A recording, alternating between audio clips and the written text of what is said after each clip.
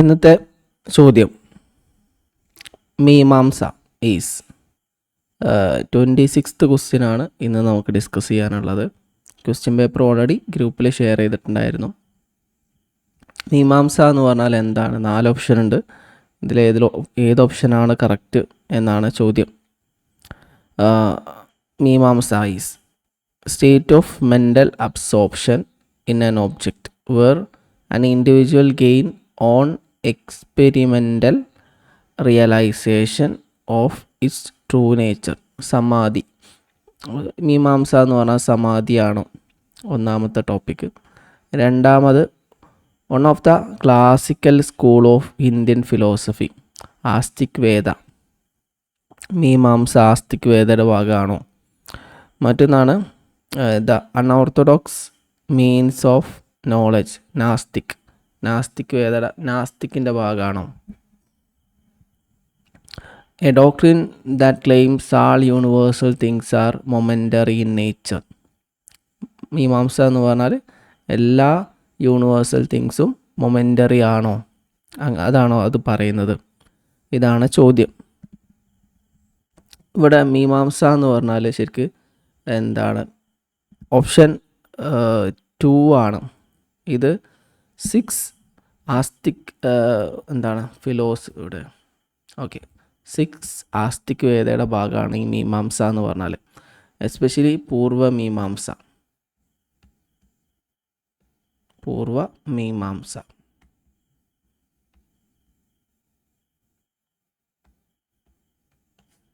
ആറ് orthodox school of Indian philosophy ഉണ്ട്. 6 orthodox അല്ലെങ്കിൽ ആസ്തിക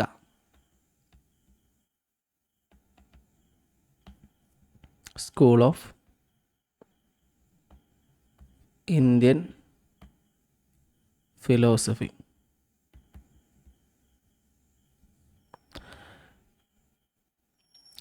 ഇത് വേദങ്ങളുടെ അക്സെപ്റ്റൻസും അതിൻ്റെ അതോറിറ്റിയുമായി ബേസ് ചെയ്തിട്ടുള്ള ഒരു കൺസെപ്റ്റാണ്. ഇത് പറയുന്നത് എന്താണ്?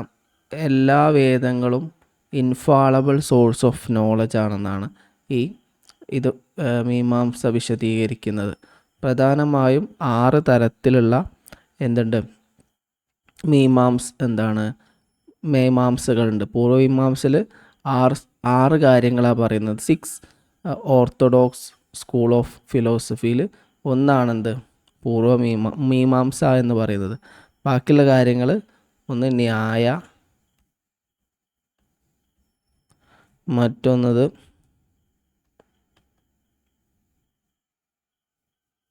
വൈശേഷിക,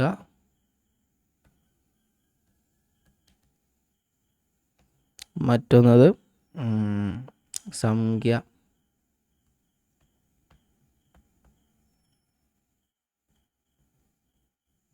മറ്റൊന്ന് യോഗ, മറ്റൊന്നത് വേദാന്ത.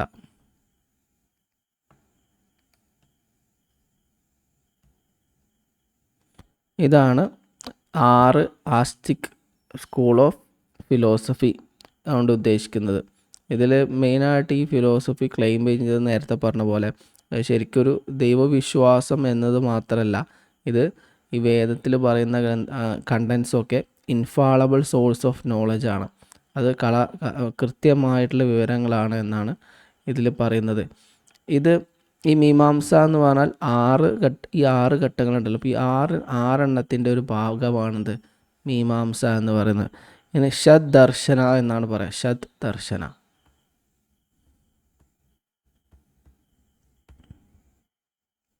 ഈ ഷദ് ദർശനയിൽ ഒന്നാണിത് മീമാംസ എന്ന് പറയുന്നത്. മീമാംസയുടെ പുറമെ ന്യായ, വൈശേഷിക, സംഖ്യ, യോഗ, വേദാന്ത ഒക്കെ ഇതിൽ വരുന്ന ബാക്കിയുള്ള 5 എണ്ണമാണ്. ഇതിലിപ്പോൾ ക്വസ്റ്റ്യൻ നോക്കുകയാണെങ്കിൽ ഓപ്ഷൻ 2 ആണ് കറക്റ്റ് ആൻസർ. ഓപ്ഷൻ 1 സമാധിയെക്കുറിച്ചാണ് പറയുന്നത്. സമാധി ശരിക്ക് പതാഞ്ജലിയുടെ അഷ്ടാംഗ യോഗയിൽ പറയുന്ന ഒന്നാണത് സമാധി എന്ന് പറയുന്നത്. ഏറ്റവും അവസാനം പറയുന്ന ഒരു ഭാഗമാണ് സമാധി എന്ന് പറയുന്നത്. നാസ്തിക് എന്ന് പറഞ്ഞത് ഓപ്ഷൻ 3 പറയുന്ന അൺഓർത്തഡോക്സ് മീൻസ് ഓഫ് നോളജ്. നാസ്തിക് അത് ശരിക്ക് വേദങ്ങളുടെ അതോറിറ്റിയെ, ബ്രാഹ്മണ മേധാവിത്വത്തെയൊക്കെ റിജക്റ്റ് ചെയ്യുന്ന ഒരു പേഴ്സ്പെക്റ്റീവാണ്. അതിന് ഹെട്രോഡോക്സ് പേജ് ഇവിടെ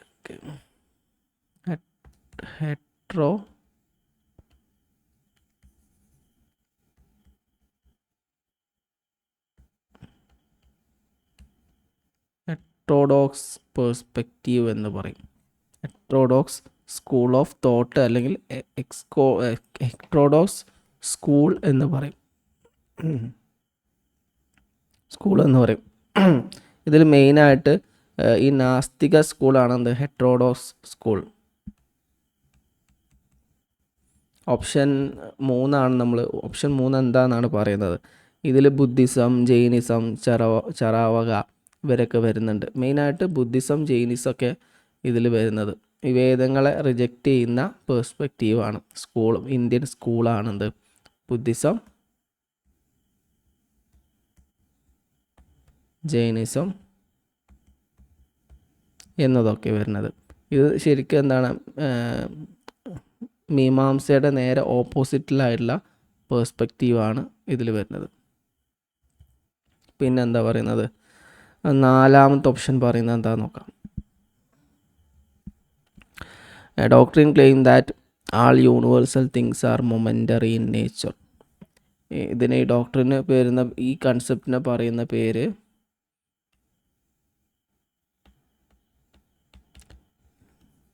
ക്ഷണിക വേദ എന്നാണ്. ക്ഷണിക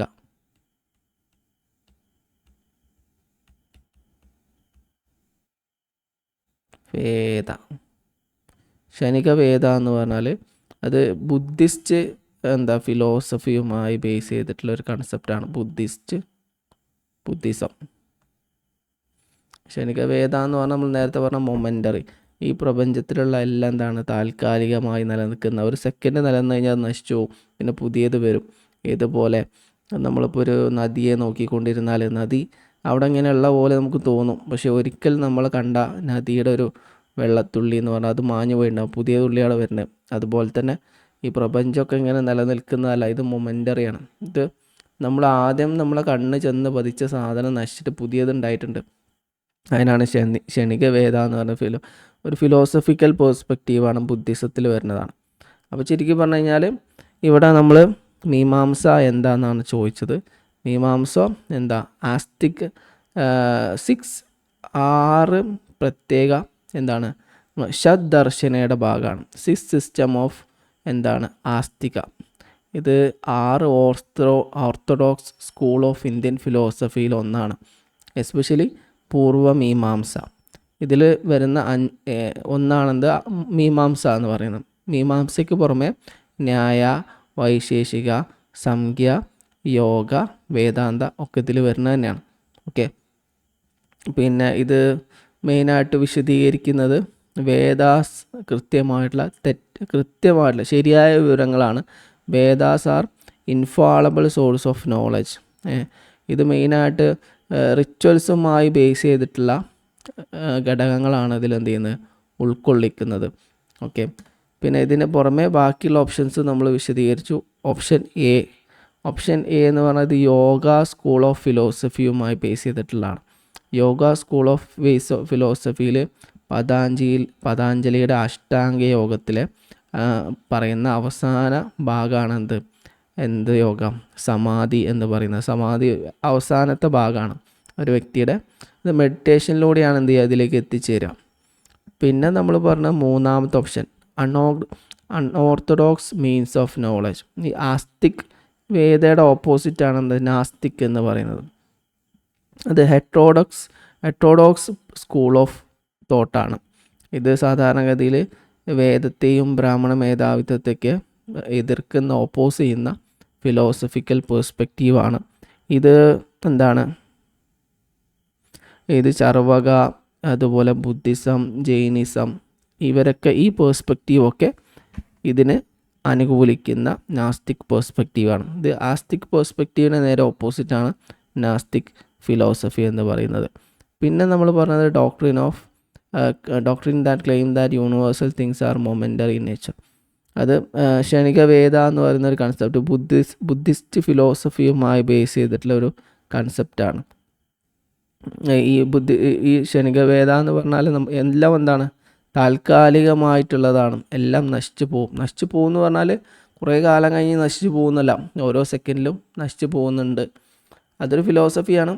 ഇതുപോലെ വെള്ളം ഒഴുകിക്കൊണ്ടിരിക്കുന്ന സമയത്ത് ഓരോ സെക്കൻഡും നമ്മളെ കണ്ണ് ചെന്ന് പതിക്കുന്ന വെള്ളം പുതിയതാണ്. അത് പഴയത് ഒഴുകിപ്പോയിട്ടുണ്ട്, പുതിയത് വന്നു. അതേപോലെ തന്നെ പ്രപഞ്ചവും ഇങ്ങനെയാണ് നിലനിൽക്കുന്നതാണ് ഈ ഫിലോസഫി വിശദീകരിക്കുന്നത്. ഇനി നമുക്ക് എന്ത് ചെയ്യാം, അപ്പോൾ ഇതിൽ ഓപ്ഷൻ വരുന്നത് ആസ്തിക് വേദയാണ്. ഇനി നമുക്ക് എന്ത് ചെയ്യാം, അടുത്ത ഡിഡക്റ്റീവ് റീസണിങ്, ലോജിക്കൽ റീസണിങ്ങുമായി ബന്ധപ്പെട്ടുള്ള ഒരു ക്വസ്റ്റ്യനാണ് 27ാമത്തെ question. Which of the following is then example of deductive reasoning. Deductive റീസണിങ്ങിനെ കുറിച്ച് മുമ്പ് നമ്മൾ ക്ലാസ്സിൽ പഠിച്ചിരുന്നു. നമുക്ക് എന്ത് ചെയ്യാം, ഇവിടെ തന്നെ എക്സ്പ്ലെയിൻ ചെയ്യാം. നിങ്ങൾ ബാക്കിലേക്ക് നോട്ടിലേക്ക് പോകേണ്ട ആവശ്യമൊന്നുമില്ല. വേണമെങ്കിൽ ജസ്റ്റ് റെഫർ ചെയ്യാന്നേ ഉള്ളൂ. നോട്ട്സ് ഓൾറെഡി നമ്മൾ പറഞ്ഞതൊന്നുകൂടി റിപ്പീറ്റ് ചെയ്ത് പറയുന്നതായിരിക്കും.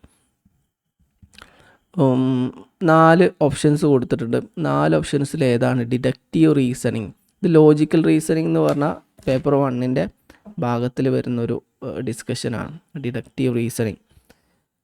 Screen exposure among children at very early stage affect their philosophical health. Screen exposure കുട്ടികളുടെ എന്താണ് സൈക്കോളജിക്കൽ ഹെൽത്തിനെ എഫക്റ്റ് ചെയ്യും. ഓക്കെ, ഫിലോസഫിക്കൽ സൈക്കോളജിക്കൽ ഹെൽത്തിനെ എഫക്റ്റ് ചെയ്യും. മൊബൈൽ ഫോൺ ഉപയോഗിച്ച് കഴിഞ്ഞാൽ കുട്ടികളുടെ സൈക്കോളജിക്കൽ ഹെൽത്തിനെ എഫക്റ്റ് ചെയ്യും എന്നാണ് പറഞ്ഞത്. Therefore, we should not expose our children to digital gadget. ഇവിടെ പറയുന്നത് എന്താണ്, മൊബൈൽ ഫോണിൻ്റെ ഉപയോഗം അല്ലെങ്കിൽ ഡിജിറ്റൽ ഗാഡ്ജറ്റിൻ്റെ ഉപയോഗം കുട്ടികളെ മാനസികമായിട്ടുള്ള ഹെൽത്ത് തകരാറിലാക്കും. അതുകൊണ്ട് എന്ത് ചെയ്യരുത്, ഡിജിറ്റൽ ഗാഡ്ജറ്റ്സ് കുട്ടികൾക്ക് കൊടുക്കരുത്, അതാണ് പറഞ്ഞത്. Smoking leads to lung cancer.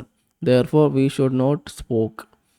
Smoke ചെയ്ത് കഴിഞ്ഞാൽ ലങ് ക്യാൻസർ ഉണ്ടാവും. അതുകൊണ്ട് നമ്മൾ എന്ത് ചെയ്യരുത്, സ്മോക്ക് ചെയ്യരുത്.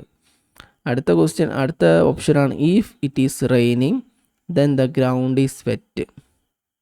It is raining therefore ground is wet. മഴ പെയ്യുകയാണെങ്കിൽ എന്ത് ചെയ്യും, ഗ്രൗണ്ട് വെറ്റാവും, നനയും. ഇറ്റ് ഈസ് റെയിനിങ്, മഴ പെയ്യുന്നുണ്ട്, ദെർഫോർ ഗ്രൗണ്ട് ഈസ് വെറ്റ്, അതുകൊണ്ട് തറ എന്തുണ്ട്, നനഞ്ഞിട്ടുണ്ട്. All ducks that have been observed have been white, therefore all ducks are white. ഞാൻ കണ്ട അല്ലെങ്കിൽ ഞാൻ ഒബ്സർവ് ചെയ്ത എല്ലാ താറാവുകളും വെള്ള കളറിലുള്ളതാണ്. അതുകൊണ്ട് ലോകത്തിലെല്ലാ താറാവുകളും വെള്ള കളറിലുള്ള താറാവായിരിക്കും എന്നാണ് പറയുന്നത്. ഇവിടെ നമുക്ക് നോക്കേണ്ടത് എന്താണ്, മെയിനായിട്ട് ഡിഡക്റ്റീവ് റീസണിങ് എന്ന് പറഞ്ഞാൽ എന്താണെന്നാണ് ക്വസ്റ്റ്യൻ. ഡിഡക്റ്റീവ് റീസണിങ്ങിൻ്റെ എക്സാമ്പിൾ താഴെ പറയുന്നതിൽ ഏതാണെന്നാണ് നമുക്ക് നോക്കാനുള്ളത്. ഡിഡക്റ്റീവ് റീസണിങ് എന്ന് പറഞ്ഞാൽ ജനറൽ ടു സ്പെസിഫിക് ആണെന്ത് ഡിഡക്റ്റീവ് റീസണിങ് എന്ന് പറഞ്ഞാൽ. ജനറൽ ടു സ്പെസിഫിക്, അതായത് നമുക്ക് എന്ത് ചെയ്യണം, 2 അതിലധികമോ പ്രിമൈസ് കിട്ടിയിട്ട് ആ പ്രിമൈസിൻ്റെ ബേസിൽ കൺക്ലൂഡ് ചെയ്യുന്നതിന് എന്ത് പറയും, ജനറൽ ടു സ്പെസിഫിക് അല്ലെങ്കിൽ ഡിഡക്റ്റീവ് റീസണിങ് എന്ന് പറയും. ഉദാഹരണം പറയുകയാണെങ്കിൽ നമ്മൾ മുമ്പ് പറഞ്ഞത് തന്നെയായിരുന്നു, ഇനി അത് ഓർമ്മയില്ലെങ്കിൽ വേണ്ട, അങ്ങോട്ട് ശ്രദ്ധിക്കുക, ഇത്ര മാത്രം നോക്കാം. Premise 1,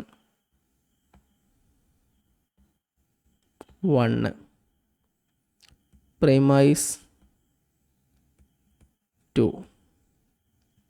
conclusion. ഒരു സാഹചര്യം വിശദീകരിച്ചു, മറ്റൊരു സാഹചര്യം വിശദീകരിച്ചു. ഈ 2 പ്രിമൈസിൻ്റെയും ബേസിൽ ഒരു കൺക്ലൂഷനും പറയുകയാണെങ്കിൽ അതിനെന്ത് പറയും, ഡിഡക്റ്റീവ് റീസണിങ് എന്ന് പറയും.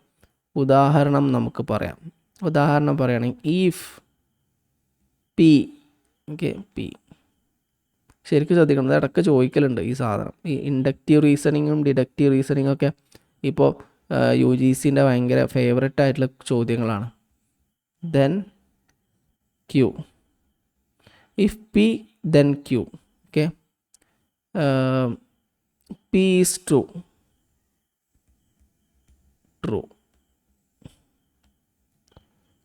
Therefore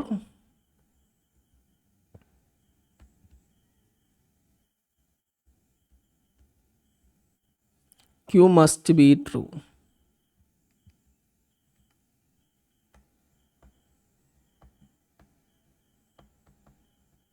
ഓക്കെ, ക്വസ്റ്റ്യനിലേക്ക് നോക്കാം.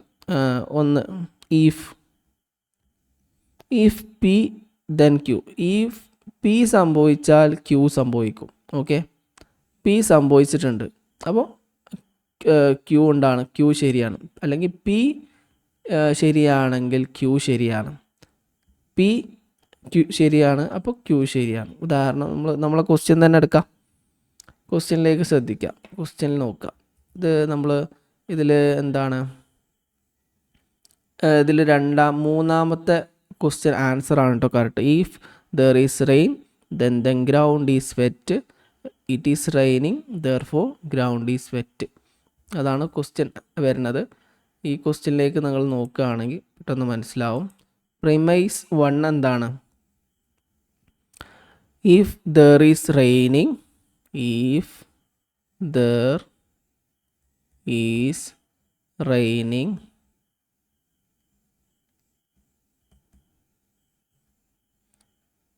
അത് പി എന്നതിന് പകരമാണ് പറഞ്ഞത്. If there is raining the ground is wet. Is wet Q. എന്താണ്? മഴ പെയ്യുകയാണെങ്കിൽ ഗ്രൗണ്ട് നനയും. അപ്പോൾ പി ഉണ്ടായാൽ ക്യൂ ഉണ്ടാവും എന്നാണ് പറഞ്ഞത്. ഓക്കെ, പി ഉണ്ടായാൽ ക്യൂ ഉണ്ടാവും എന്ന് പറഞ്ഞാൽ മനസ്സിലായില്ലേ? ഇഫ് ദർ ഈസ് റെയിനിങ്, മഴ പെയ്യുകയാണെങ്കിൽ ഗ്രൗണ്ട് വെറ്റാവും. നമ്മൾ വീട്ടിൽ മഴ പെയ്ത് കഴിഞ്ഞാൽ എന്ത് ചെയ്യും? നമ്മളെ മുറ്റമൊക്കെ നനയൂലേ? അപ്പോൾ മഴ പെയ്താൽ എന്ത് സംഭവിക്കും? ഭൂമി നനയും, അല്ലെങ്കിൽ നമ്മളെ മുറ്റം നനയും എന്ന് പറയാം. അപ്പോൾ അതിനാണ് എന്ത് പറയുക? പ്രിമൈസ് 1. പി ഉണ്ടെങ്കിൽ, പി ശരിയാണെങ്കിൽ ക്യൂവും ശരിയായിരിക്കും. ഇനി നമുക്ക് ബാക്കി ക്വസ്റ്റ്യനിലേക്ക് നോക്കുകയാണെങ്കിൽ, ഇറ്റ് ഈസ് റെയിനിങ്. രണ്ടാമത്തെ premise it is raining. It is raining എന്ന് പറഞ്ഞാൽ പി ശരിയാണ്. നമ്മുടെ ഇവിടെ മുകളിൽ പറഞ്ഞല്ലോ, there is raining the ground water is wet. If there is raining ground water is wet. മഴ പെയ്താൽ ഗ്രൗണ്ട് വാട്ടർ വെറ്റാവും, നനയും. ഗ്രൗണ്ട് നനയും. മഴ പെയ്താൽ ഗ്രൗണ്ട് നനയും. അപ്പോൾ മഴ പെയ്തിട്ടുണ്ട്. ആദ്യം പറയുന്നതാണ് പി എന്താണ്? പി സംഭവിച്ചാൽ ക്യൂ സംഭവിക്കും. അപ്പോൾ മഴ പെയ്താൽ എന്തെയും? ഗ്രൗണ്ട് നനയും. പി സംഭവിച്ചാൽ ക്യൂ സംഭവിക്കും. മഴ പെയ്താൽ ക്യൂ നനയും. എന്താണ്? ഗ്രൗണ്ട് നനയും. പി സംഭവിച്ചിട്ടുണ്ട്, പി ശരിയാണ്. അപ്പോൾ ഇവിടെ പറഞ്ഞതാണ് മഴ പെയ്യുന്നുണ്ട്. അപ്പോൾ കൺക്ലൂഷൻ എന്തായിരിക്കും വരിക? Conclusion the ground is wet.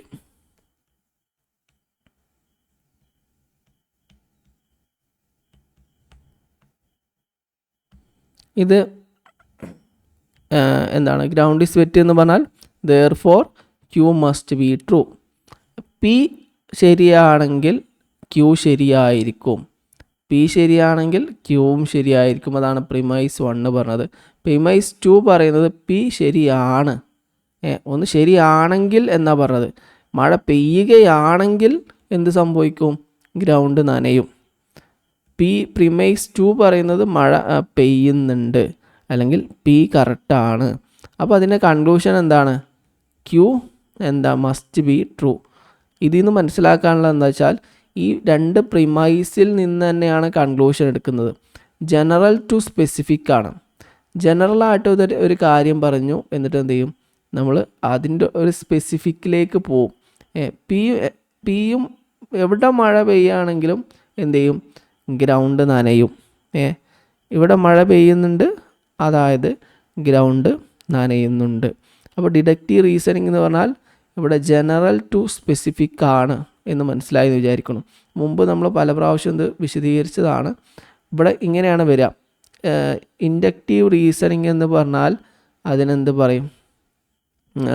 Inductive അല്ല, ഡിഡക്റ്റീവ് റീസണിങ് അല്ലേ. ഡിഡക്റ്റീവ് റീസണിങ് എന്ന് പറഞ്ഞാൽ 2 പ്രിമൈസുകൾ തരികയും ആ 2 പ്രിമൈസിൻ്റെ ബേസിൽ ഒരു കൺക്ലൂഷനിലേക്ക് എത്തിച്ചേരുന്നതിനുമാണ് എന്ത് പറയുക? ഡിഡക്റ്റീവ് റീസണിങ് എന്ന് പറയാം. Deductive reasoning is a logical process where conclusion is drawn from 2 or more premises. 2 അതിലധികമോ പ്രിമൈസസിൽ നിന്നും ഒരു കൺക്ലൂഷനിലേക്ക് എത്തിച്ചേരുന്നതിനെയാണ് എന്ത് പറയുക? ഡിഡക്റ്റീവ് റീസണിങ് എന്ന് പറയാം. ഒരു ജനറൽ റൂളിൽ നിന്ന് ഒരു സെർട്ടൈൻ സാഹചര്യത്തിലേക്ക് എത്തുന്നതിന് എന്ത് പറയും? ഡിഡക്റ്റീവ് റീസണിങ് എന്ന് പറയും. ഇവിടെ നമ്മൾ പറഞ്ഞത് ശരിക്കും ഇത് എല്ലായിടത്തും ആപ്ലിക്കബിൾ ആണ്. If P then Q. ഇതിങ്ങനെ പഠിച്ചു നോക്കണം. If P then Q. If P സംഭവിച്ചാൽ ക്യൂ സംഭവിക്കും. പി സംഭവിച്ചിട്ടുണ്ട്, അപ്പോൾ അതിൻ്റെ കൺക്ലൂഷനാണ്. അപ്പോൾ ക്യൂ സംഭവിച്ചിട്ടുണ്ട്. ഓക്കെ, പി സംഭവിച്ചാൽ ക്യൂ സംഭവിക്കും, പി സംഭവിച്ചിട്ടുണ്ട് അപ്പോൾ ക്യൂവും സംഭവിക്കും. അതിനെന്ത് പറയും? ഡിഡക്റ്റീവ് റീസണിങ് എന്ന് പറയും. ഇത് ഈ ക്ലാസിക്കൽ ലോജിക്ക്, ഇത് ഇന്ത്യൻ ലോജിക്കിൻ്റെ ഭാഗമായിട്ട്, ലോജിക്കൽ റീസണിങ്ങിൻ്റെ ഭാഗമായിട്ട് നമ്മൾ പഠിച്ചതാണ്. ഇത് ക്ലാസിക്കൽ ലോജിക്കൽ സ്ട്രക്ചറാണ്. ഇതിനെ നമ്മൾ വിളിക്കുന്ന പേര് മോഡസ് പൊണൻസ്. മോഡസ് പൊണൻസ് എന്നാണ് ഇതിനെ വിളിക്കുക. ഡിഡക്റ്റീവ് റീസണിങ്ങിൻ്റെ ഈ മെത്തേഡ് എന്താണ്? ഇതൊരു ക്ലാസിക്കൽ ലോജിക്കൽ സ്ട്രക്ചറാണ്. ഇതിനെ നമ്മൾ വിളിക്കുന്ന പേര് മോഡസ് പൊണൻസ് എന്നാണ്. ജസ്റ്റ് അഡീഷണൽ ആയിട്ടുള്ള നോളജ് ഇതിൻ്റെ കൂടെ പറഞ്ഞു എന്നേ ഉള്ളൂ. അപ്പോൾ ഇതിൽ ഓപ്ഷൻ എന്താണ്? 3 ആണ് correct. If there is raining the ground water is wet, it is raining therefore the ground is wet. ഈ ചോദ്യത്തിൽ എന്താണ് പറയുന്നത്? നമ്മളെന്താണ് കൺക്ലൂഷൻ എന്തിൽ നിന്ന് 2 അതിലധികമോ പ്രിമൈസസിൽ നിന്ന് ഒരു കൺക്ലൂഷനിലേക്ക് എത്തിച്ചേരുന്നതിനെയാണ് എന്ത് പറയുക? ഡിഡക്റ്റീവ് റീസണിങ് എന്ന് പറയാം. ശ്രദ്ധിച്ച് മനസ്സിലാക്കുക, മിസ്സാവരുത്. 2 അതിലധികമോ പ്രിമൈസിൽ നിന്ന് ഒരു കൺക്ലൂഷനിലേക്ക് എത്തിച്ചേരാം. ഇപ്പോൾ നമ്മൾ ചോദ്യം നോക്കുക. Which of the following is the example of deductive reasoning. അതിൽ 4 ചോദ്യങ്ങൾ തന്നിട്ടുണ്ട്. 4 ചോദ്യങ്ങളും 4 വ്യത്യസ്ത മെത്തേഡുകളാണ്. അതിൽ ഓപ്ഷൻ 3 ആണ് correct. If there is raining then the ground water is wet, it is raining therefore ground water is wet. അത് അങ്ങനെ പറയാൻ കാരണം എന്താണ്? അവിടെ ഇവിടെ എന്താണ് ക്വസ്റ്റ്യനിൽ തന്നിട്ടുണ്ട്. ഒന്നുകൂടെ ജസ്റ്റ് മനസ്സിലാകാൻ വേണ്ടി പറയാം. P is if P then Q. P കറക്റ്റാണെങ്കിൽ ക്യൂ സംഭവിക്കും, പി സംഭവിച്ചാൽ ക്യൂ സംഭവിക്കും. ഇഫ് ദർ ഈസ് റെയിനിങ്, മഴ പെയ്യുകയാണെങ്കിൽ ഗ്രൗണ്ട് വാട്ടർ എന്ത് ചെയ്യും? നനയും, ഗ്രൗണ്ട് നനയും. പി സംഭവിച്ചിട്ടുണ്ട്, അതായത് മഴ പെയ്യുന്നുണ്ട്, അപ്പോൾ ഗ്രൗണ്ട് വാട്ടർ ഓട്ടോമാറ്റിക് എന്ത് ചെയ്യും? നനയും എന്നാണ് ഇതിൽ പറയുന്നത്. ഇനി നമുക്ക് എന്ത് ചെയ്യാം? ബാക്കിയുള്ള ഓപ്ഷൻസ് കൂടെ എന്ത് ചെയ്യാം? ജസ്റ്റ് ഒന്ന് പരിശോധിച്ച് നോക്കാം. ഇതിൽ ഫസ്റ്റ് ഓപ്ഷൻ നോക്കാം. Screen exposure among children at very early stage effect their psychological health. Therefore we must not expose our children to digital gadget. ഇത് ഒരു നോർമാറ്റീവ് റീസണിങ്ങിൻ്റെ ഭാഗമാണ്.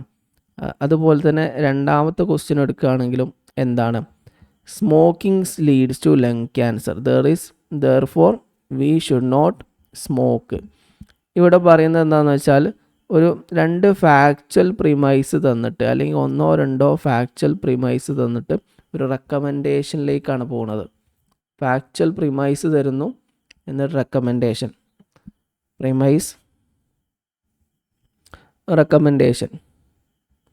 ഇതിന് നോർമാറ്റീവ് റീസണിങ് എന്നാണ് പറയുന്നത്. നോർമാറ്റീവ്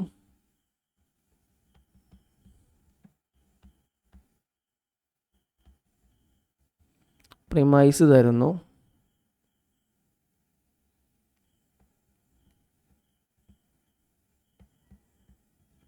അത് എന്നിട്ട് എന്ത് ചെയ്യുക? ഒരു റെക്കമെൻഡേഷനിലേക്ക് പോകുന്നു. ഫസ്റ്റ് ചോദ്യത്തിൽ നോക്കാം. സ്ക്രീൻ എക്സ്പോഷർ കുട്ടികൾ എന്ത് ചെയ്യും, മൊബൈൽ ഫോണിൻ്റെ ജസ്റ്റ് ചുരുക്കി പറയുകയാണ്, മൊബൈൽ ഫോണിൻ്റെ ഉപയോഗം കുട്ടികളുടെ സൈക്കോളജിക്കൽ ഹെൽത്തിനെ ബാധിക്കും. അതൊരു പ്രിമൈസസ് ആണ്. പ്രിമൈസ് എന്താണ്, കുട്ടികൾ 1, 2, 3, 4 ഒക്കെ പ്രിമൈസുകൾ വരും കേട്ടോ. ഇവിടെ ഒരു പ്രിമൈസേ പറഞ്ഞിട്ടുള്ളൂ. മൊബൈൽ ഫോണിൻ്റെ ഉപയോഗം എന്ത് ചെയ്യുന്നുണ്ട്, കുട്ടികളുടെ സൈക്കോളജിക്കൽ ഹെൽത്തിനെ ബാധിക്കും. അതെന്താണ്, ഒരു പ്രിമൈസാണ്. എന്നിട്ട് റെക്കമെൻഡേഷനാണ് ചെയ്യുന്നത്. അതുകൊണ്ട് നിങ്ങൾ എന്ത് ചെയ്യരുത്, മൊബൈൽ ഫോണ് ഡിജിറ്റൽ ഗാഡ്ജറ്റ്സ് കുട്ടികൾക്ക് കൊടുക്കരുത്. അപ്പോൾ അവിടെ എന്താണ്, ശരിക്ക് ഒരു റെക്കമെൻഡേഷനാണ്, ചെയ്യരുത് എന്നാണ് പറയുന്നത്. അതിനെന്ത് പറയും, നോമാറ്റീവ് റീസണിങ് എന്ന് പറയും, അല്ലെങ്കിൽ ഇവാലുവേറ്റീവ് റീസണിങ് എന്ന് പറയും.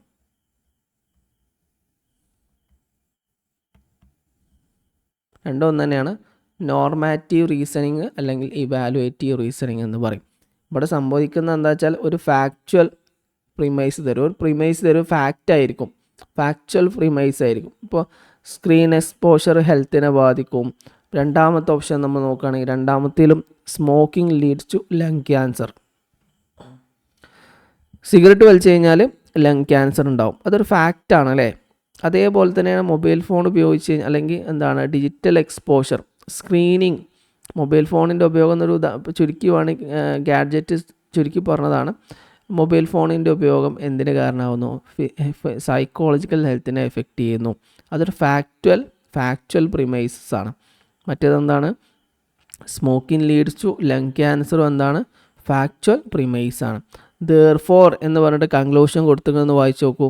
ഫസ്റ്റത്തെ conclusion, if therefore we should not expose to our children to digital gadget. ഇവിടെ അതുകൊണ്ട് കുട്ടികൾക്ക് നമ്മൾ ഡിജിറ്റൽ ഗാഡ്ജറ്റ് കൊടുക്കരുത്. Smoking leads to lung cancer, അതുകൊണ്ട് നമ്മൾ സിഗരറ്റ് സ്മോക്ക് ചെയ്യരുത്. അപ്പോൾ ഇവിടെ എന്താണ്, ഒരു ഫാക്ച്വൽ പ്രിമൈസ് തരും. ഈ ഫാക്ച്വൽ പ്രിമൈസിൻ്റെ ബേസിൽ ഒരു റെക്കമെൻഡേഷനാണ് പോകുന്നത്, അല്ലാതെ കൺക്ലൂഷൻ അല്ല. ഈ പ്രിമൈസ് എന്നാണ് പറഞ്ഞ മൊബൈൽ ഫോണിൻ്റെ ഉപയോഗം ഒന്ന് റിപ്പീറ്റഡായിട്ട് പറയാൻ കാരണം എന്താ വെച്ചാൽ, ഇത് ചിലപ്പോൾ നിങ്ങൾ കേട്ട് പരിചയം ഉണ്ടാവില്ല.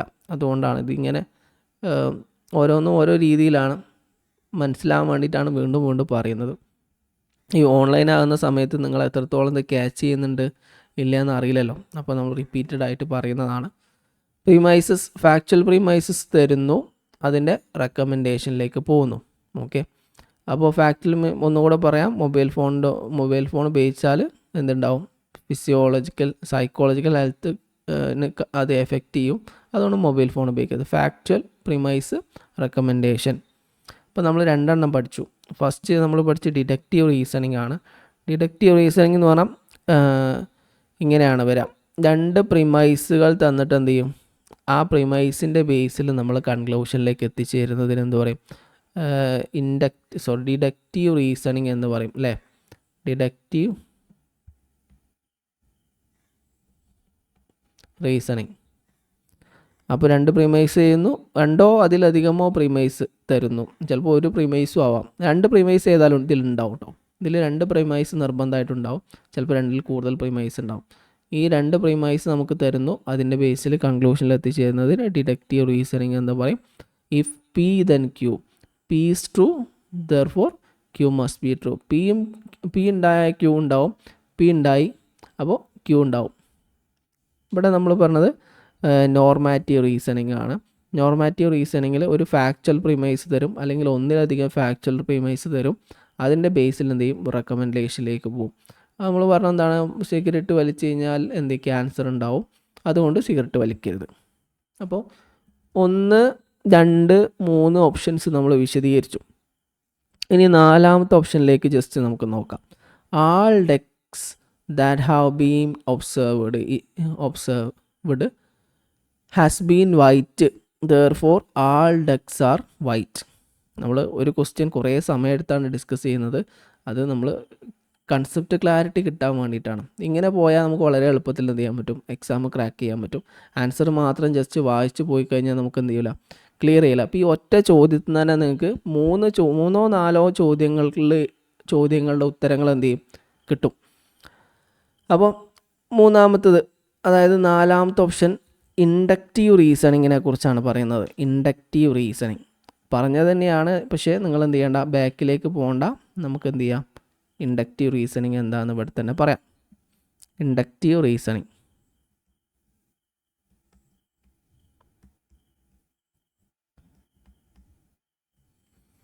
ഇൻഡക്റ്റീവ് റീസണിങ് എന്ന് പറഞ്ഞാൽ ഇവിടെ ഉണ്ടാവുക ഒരു പ്രിമൈസ് തരും. രണ്ടും പ്രിമൈസും കൺക്ലൂഷൻ തന്നെ ഉണ്ടാവുക. പ്രിമൈസ് എന്ന് പറഞ്ഞാൽ ശരിക്കും എന്ത് ഒരു ഒബ്സർവേഷൻ ആയിരിക്കും. അതിൻ്റെ ബേസിൽ ഒരു ജനറലൈസേഷൻ ഉണ്ടാവും. കൺക്ലൂഷൻ ഇവിടെ പ്രിമൈസും ഉണ്ടാവും, കൺക്ലൂഷനും ഉണ്ടാവും. പ്രിമൈസ് ഒരു ഒബ്സർവേഷൻ ആയിരിക്കും, അതിൻ്റെ ബേസിൽ ഒരു ജനറലൈസേഷൻ ആയിരിക്കും എന്തിൽ വരിക, കൺക്ലൂഷനായിട്ട് വരാം. ഇവിടെ നമ്മൾ പറയാണ് every duck has been white. നമ്മൾ എന്താണ്, all duck that have been observed have been white. ഞാൻ 1000 ഒരു ഉദാഹരണം പറയാൻ വേണ്ടി പറയണം. ഞാൻ കണ്ട 1000 താറാവുകളും എന്താണ്, വെള്ളത്താറാവുകളാണ്. അപ്പോൾ ഇയാൾ എന്ത് ചെയ്യുന്നുണ്ട്, 1000 താറാവുകളെ ഒബ്സർവ് ചെയ്തു. ഈ 1000 താറാവുകളും എന്താണ്, വൈറ്റാണ്. അപ്പോൾ 1000 വെച്ചിട്ട് എന്താണ് ഇദ്ദേഹം ജനറലൈസ് ചെയ്യുകയാണ്. അതായത് 1000 താറാവുകൾ അല്ലല്ലോ ലോകത്തുണ്ടാവുക, ലോകത്തിൽ കോടിക്കണക്കിന് താറാവുകൾ ഉണ്ടാവും. ഇയാൾ നിരീക്ഷിച്ച 1000 താറാവുകളും വെള്ളത്താറാവുകളാണ്. അതുകൊണ്ട് എല്ലാ താറാവുകളും എന്താണ്, വെള്ളത്താറാവുകളാണ് എന്നാണ് ഇയാൾ പറഞ്ഞത്. ഇതെന്താണ്, ഒരു പ്രോബബിലിറ്റി മാത്രമാണ്, ഇത് ശരിയാവണമെന്നില്ല. ഡിഡക്റ്റീവ് റീസണിങ് എപ്പോഴും ശരിയായിരിക്കും. മഴ പെയ്താൽ എന്താണ്, ഗ്രൗണ്ട് വാട്ടർ നനയും. അപ്പോൾ ഒരു എന്താണ്, ജനറൽ ആയിട്ടുള്ളൊരു കാര്യം പറഞ്ഞിട്ട് ജനറലിൽ നിന്ന് സ്പെസിഫിക്കിലേക്കാണ് പോകുന്നത് അല്ലേ. ജനറലായിട്ടൊരു കാര്യം പറഞ്ഞിട്ട് സ്പെസിഫിക് ആയിട്ട് പറയുമ്പോൾ അത് കറക്റ്റായിരിക്കും. പക്ഷേ ഇവിടെ പറയുന്നത്, ഇവിടെ specific to ജനറലാണ്.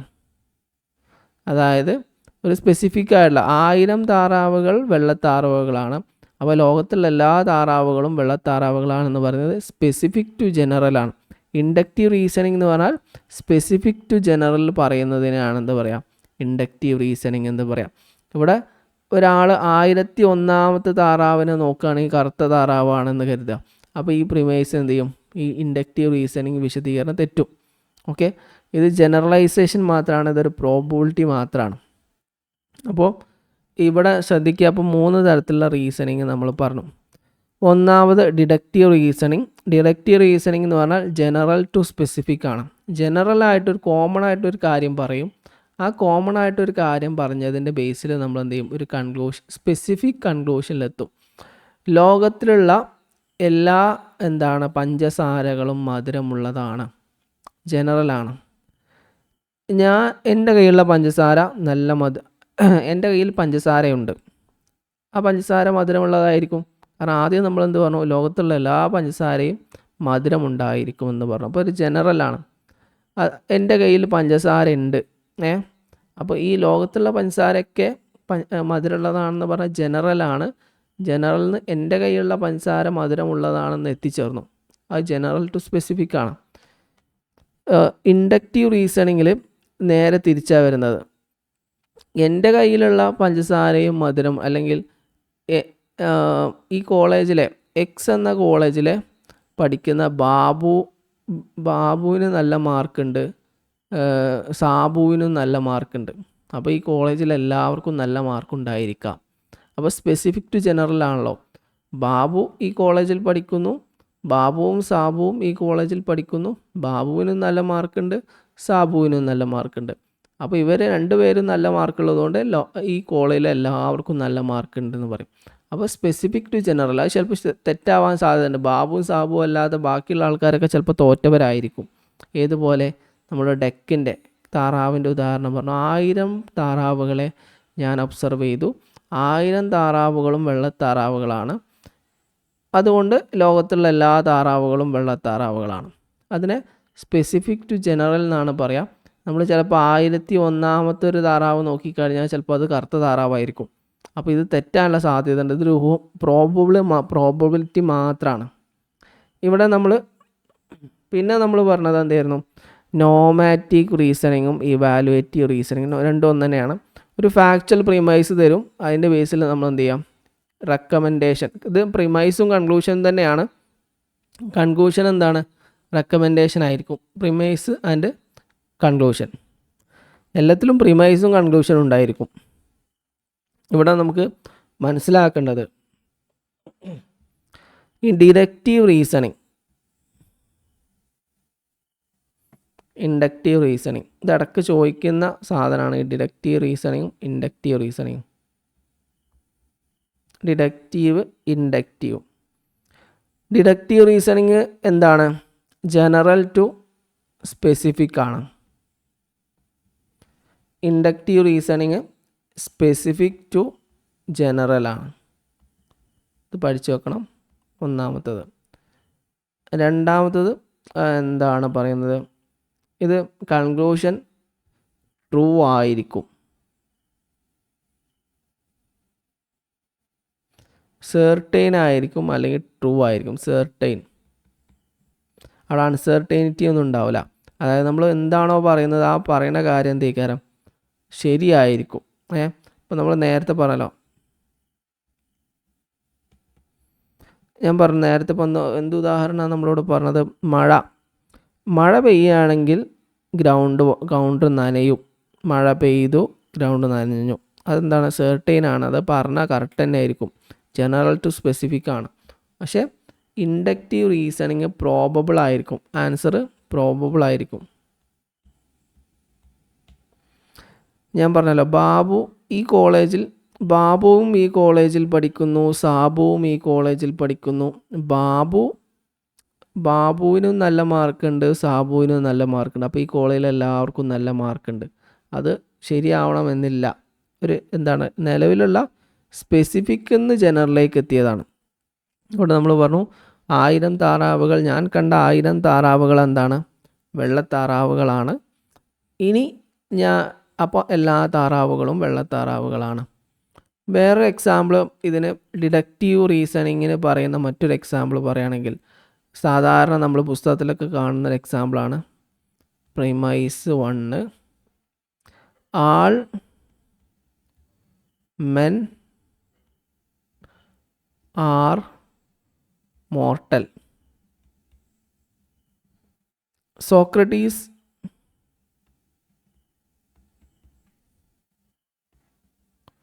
Is a man.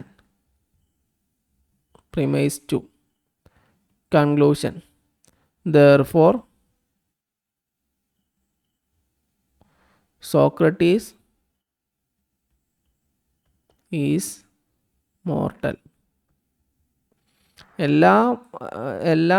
All men are mortal. All men mortal. Socrates men ആണ്. സോക്രട്ടീസ് മോർട്ടൽ ആണ്. അത് ഈ ഡിഡക്റ്റീവ് റീസണിങ്ങിന് ഒരു ഉദാഹരണമാണ്. ഈ ഇൻഡക്റ്റീവ് റീസണിങ്ങിന് മറ്റൊരു ഉദാഹരണം പറയുകയാണെങ്കിൽ, മോസ്റ്റ് മെൻ എഴുതാം. മോസ്റ്റ് പ്രിമൈസ് ആണ് കേട്ടോ. Men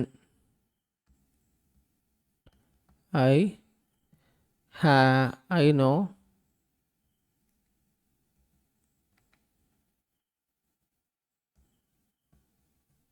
are tall. Therefore, conclusion. Premise രണ്ടെണ്ണം ഒന്നൊക്കെ വരും കേട്ടോ. Premise, therefore, all men are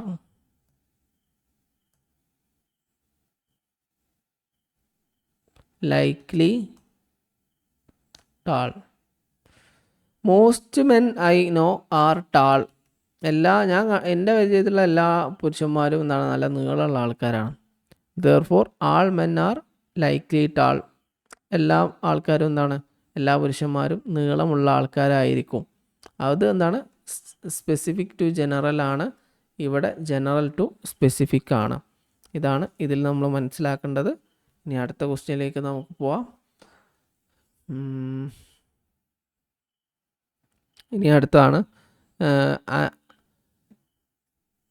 അനലോജിക്കൽ reasoning. അടുത്ത ക്വസ്റ്റ്യൻ അനലോജിക്കൽ റീസണിങ് ആണ്.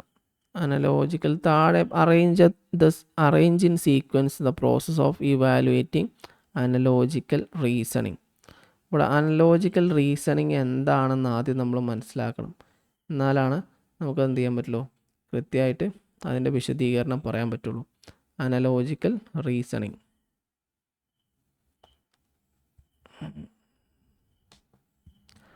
അനലോജിക്കൽ റീസണിങ്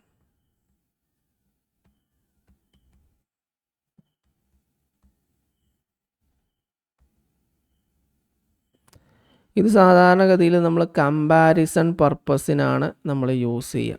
ഓക്കെ, നമ്മൾ രണ്ട് ഒരേപോലുള്ള രണ്ട് സാഹചര്യങ്ങൾ നോക്കിയിട്ട് ഒന്ന് മറ്റൊന്നിനെ കമ്പയർ ചെയ്യണതാണ് എന്താ പറയുക, അനലോജിക്കൽ റീസണിങ് എന്ന് പറയാം. നിങ്ങൾക്ക് അറിയുന്നൊരു കാര്യമുണ്ട്, നിങ്ങൾക്ക് അറിയാത്തൊരു കാര്യമുണ്ട്. ആ രണ്ടും ഏകദേശം സെയിം സ്ട്രക്ചറാണ്. അപ്പോൾ നിങ്ങൾ ഒന്നിനെ വെച്ചിട്ട് മറ്റൊന്ന് കമ്പയർ ചെയ്യാണ്. സിമ്പിൾ ഒരു ഉദാഹരണം പറഞ്ഞാൽ പെട്ടെന്ന് മനസ്സിലാവും. നിങ്ങൾ കാലങ്ങളായിട്ട് ഐഫോണാണ് ഉപയോഗിക്കുന്നത് കരുതാം. ഐഫോൺ. അപ്പോൾ ഐഫോണിൽ എന്തുണ്ട്, ഈ ഐഫോണിൻ്റെ സെറ്റിങ്സ് എങ്ങനെ ഏകദേശം ഇങ്ങനെ ഒരു ചിത്രം കാണിച്ചിട്ട് ചിത്രം എടുത്ത് വെച്ച് ഐഫോണിൻ്റെ സെറ്റിങ്സിൻ്റെ ചിത്രം അത് ഇങ്ങനെയല്ലേ വരാം. സെറ്റിങ്സ് എന്ന് പറഞ്ഞാൽ അത് അങ്ങനെ വരാം. ഇങ്ങനെ താഴെ കണ്ടിട്ടുണ്ടാവും അല്ലേ. സെറ്റിങ്സിൻ്റെ ചിഹ്നം ഈ ചിഹ്നമാണ്, ഈ ചിഹ്നമാണ് സെറ്റിങ്സിൻ്റെ ചിഹ്നം എന്ന് പറയും. അല്ല, നമുക്കറിയണം തന്നെ ഐഫോണിലുള്ള സെറ്റിങ്സ് എന്ന ഓപ്ഷൻ്റെ ചിഹ്നം ഈ ചിഹ്നമാണ്. ഇത് നമുക്കൊരു ഗിയർ ഷേപ്പ്ഡ് ഐക്കൺ എന്ന് പറയാം. സെറ്റിങ്സിൻ്റെ മെനു ഗിയർ ഷേപ്പ്ഡ് ഐക്കണാണ്. അപ്പോൾ നിങ്ങൾ കുറച്ച് ഇപ്പോൾ ഇന്നലെ എന്ത് ചെയ്തു, ഒരു സാംസങ്ങിൻ്റെ ഫോൺ ആദ്യമായിട്ട് വാങ്ങി. ആൻഡ്രോയിഡ് ഫോൺ നിങ്ങൾ ആദ്യമായിട്ടാണ് യൂസ് ചെയ്യുന്നത്. ഐഫോൺ കൊല്ലങ്ങളായിട്ട് യൂസ് ചെയ്യുന്നുണ്ട്. ഐഫോണിലെ സെറ്റിങ്സിൻ്റെ എംബ്ലം എന്ന് പറഞ്ഞാൽ ഇങ്ങനെയുള്ള എംബ്ലമാണ്. ഓക്കെ, ഗിയർ ഷേപ്പിലുള്ള എംബ്ലമാണ്. അപ്പോൾ നിങ്ങൾ എന്ത് മനസ്സിലാക്കും, ഐഫോണും അതുപോലെ തന്നെ സാംസങ്ങും സ്മാർട്ട് ഫോൺ തന്നെയാണല്ലോ. അപ്പോൾ ഐഫോണിൽ സെറ്റിങ്സിന് ഈ ചിഹ്നമായതുകൊണ്ട് തന്നെ സാംസങ് ഫോണിലും എന്തായിരിക്കും, സെറ്റിങ്സിന് ഈ ചിഹ്നം തന്നെയായിരിക്കും. അപ്പോൾ നമുക്ക് അറിയുന്ന ഒരു കാര്യം വെച്ചിട്ട് അറിയാത്ത വിഷയത്തെ കമ്പയർ ചെയ്യുന്നതിനെയാണ് എന്ത് പറയാം, അനലോജിക്കൽ റീസണിങ് എന്ന് പറയാം. ഇവിടെ രണ്ട് കാര്യങ്ങളുണ്ടാവും, ഒന്ന് സോഴ്സ്, ഒന്ന് ടാർഗറ്റ്.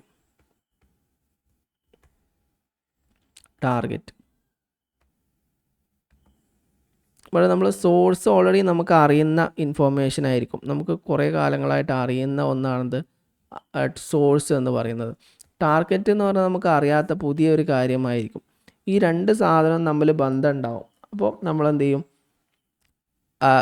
ഇതിനെന്ത് ചെയ്യും, ഇത് വെച്ചിട്ട് അനലൈസ് ചെയ്യും. അതായത് ഇവിടെ നമ്മൾ ശ്രദ്ധിക്കുക,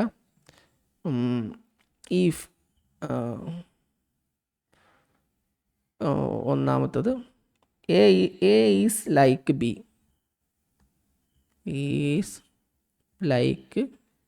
B. അതായത് ഐഫോണ് ഏതുപോലെയാണ്, സാംസങ് പോലെ തന്നെയാണ്. A has feature X. എക്ക് എന്തുണ്ട്, ഇന്ന ഫീച്ചർ ഉണ്ട്. എക്ക് നമ്മൾ ഈ പറഞ്ഞ പോലെ എയുടെ സെറ്റിങ്സ് ഈ ഷേപ്പിലുള്ള സെറ്റിങ്സ് ആണ്. എയുടെ ഗിയർ ഷേപ്പിലുള്ള സെറ്റിങ്സ് ആണ് സെറ്റിങ്സിൻ്റെ എംബ്ലത്തിന് പറയുന്നത്. അപ്പോൾ therefore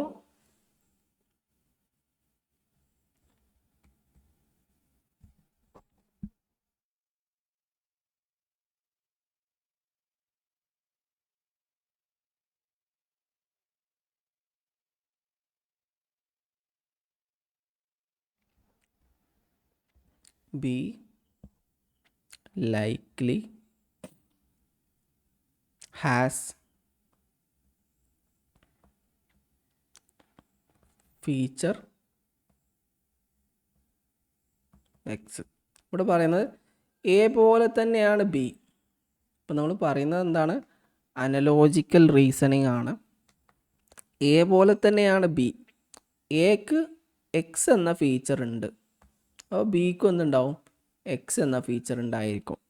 അപ്പോൾ നമുക്ക് അറിയുന്ന ഒരു കാര്യം വെച്ചിട്ട് അറിയാത്ത ഒരു കാര്യത്തെ വിശദീകരിക്കുകയാണ് ഇവിടെ ചെയ്യുന്നത്. അറിയുന്ന കാര്യം ഇപ്പോൾ സാംസങ് ഐഫോൺ നമ്മൾ കുറേ കാലമായിട്ട് യൂസ് ചെയ്യുന്നുണ്ട്. ഐഫോണിൻ്റെ ഐക്കണിൻ്റെ എംബ്ലം ഇങ്ങനെയുള്ള എംബ്ലമാണ്, ഗിയർ ഷേപ്പ്ഡ് എംബ്ലം. ഇതിനെ ഗിയർ ഷേപ്പ്ഡ് എംബ്ലം എന്നാണ് പറയാം. ഗിയർ ഷേപ്പ്ഡ് എംബ്ലമാണ്. അപ്പോൾ സാംസങ് നമ്മൾ പുതിയതായിട്ട് വാങ്ങിയൊരു ഫോണാണ്. അതിലുള്ള എംബ്ലം നമ്മൾ കണ്ടപ്പോൾ അതും സെറ്റിങ്സിൻ്റെ എംബ്ലമാണെന്ന് നമ്മൾ മനസ്സിലാക്കി. എങ്ങനെ, ഈ രണ്ടും ഐഫോണാണ്, എയും ബിയും ഒന്നാണെന്ന് പറഞ്ഞ പോലെ ആപ്പിളും സാംസങ്ങും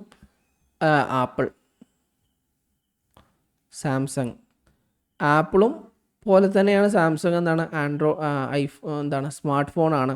അപ്പോൾ എ ലൈക്ക് ബി, അതായത് ആപ്പിളും സാംസങ്ങും ഒരേപോലെ തന്നെയാണ്, അതായത് സ്മാർട്ട് ഫോണാണെന്നാണ് പറഞ്ഞത്. ഇവിടെ എ ഹാസ് എക്സ് ഫീച്ചർ എന്ന് പറഞ്ഞാൽ എന്തെങ്കിലും ഒരു ഫീച്ചർ പറയാം. ഇപ്പോൾ ഇവിടെ ഉദാഹരണം പറഞ്ഞത് എയുടെ സെറ്റിങ്സിൻ്റെ ചിഹ്നം ഇങ്ങനെ ഗിയർ ഷേപ്പ്ഡ് ചിഹ്നമാണ് എന്ന് പറഞ്ഞു. അപ്പോൾ therefore be like that feature, B likely has that feature. അപ്പോൾ സാംസങ്ങിൻ്റെ ഫോൺ ഓപ്പൺ ചെയ്ത് നോക്കിയാലും അതിൻ്റെ സെറ്റിങ്സിനും ഇതേ ചിഹ്നമായിരിക്കും എന്ന് പറയുന്നതിന് എന്ത് പറയും, അനലോജിക്കൽ റീസണിങ് എന്ന് പറയും. അപ്പോൾ ഇതിൽ ശരിക്ക് വേറൊരു ഉദാഹരണം പറയുകയാണെങ്കിൽ എന്താണ്,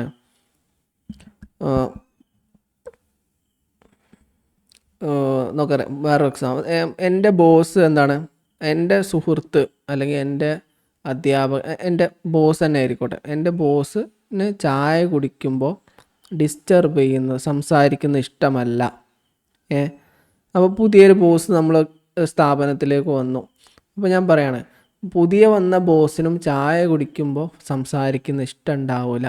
അതെങ്ങനെ പറഞ്ഞാണ്, പഴയ ബോസിന് ചായ കുടിക്കുമ്പോൾ ഇഷ്ടമില്ലായിരുന്നു, പുതിയൊരു ബോസ് വന്നപ്പോൾ അയാൾക്കും ചായ കുടിക്കുമ്പോൾ ഇഷ്ടം ഉണ്ടാവില്ല. അപ്പോൾ രണ്ടാളും ബോസ് തന്നെയാണ്, എയും ബിയും ഒരാൾ തന്നെ, ഒരേ പൊസിഷനിൽ നിൽക്കുന്ന ആളാണ്. എക്ക് ഇന്ന പ്രത്യേകത ഉണ്ട്, അപ്പോൾ ബിക്കും ഇന്ന പ്രത്യേകത ഉണ്ടായിരിക്കും.